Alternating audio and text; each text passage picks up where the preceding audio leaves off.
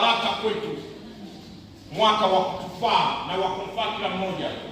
Siwe mwaka wa majuto, uwe ni mwaka wa kicheko.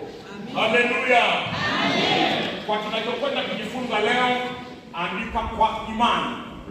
Tunataka kujifunza imani, lakini weka na neno kwa imani.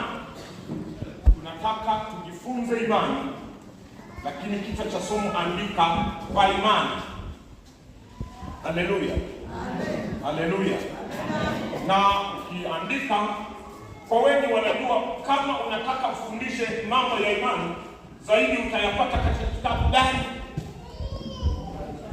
Waebrania. Ndio iliyofafanua sana hata maana halisi ya neno imani. Mwandishi ambaye anazaniwa kwamba ni Paulo, anazaniwa si kwa uhakika, ni kwamba aliandika namna ya kufafanua sana maana ya imani na alifundisha sana juu ya imani.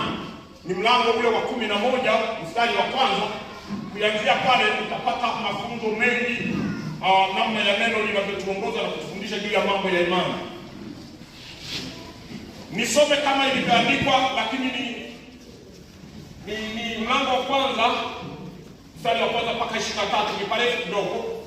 Sasa tutaenda kwa kusoma na kufafanua. Maandiko yanasema, basi imani ni kuwa na hakika ya mambo yatarajiwayo, ni bayana ya mambo yasiyoonekana. Anafafanua hapa. Anasema basi imani, yani ikoje imani? Ikoje? Tunaposema imani ikoje? Yeye analeta maana. Anasema basi imani ni bayana juu ya mambo yasiyoonekana, ni yale mambo yatarajiwayo ambayo hayajaonekana bado, ila yanaonekana yapo, hujayaona kwa macho.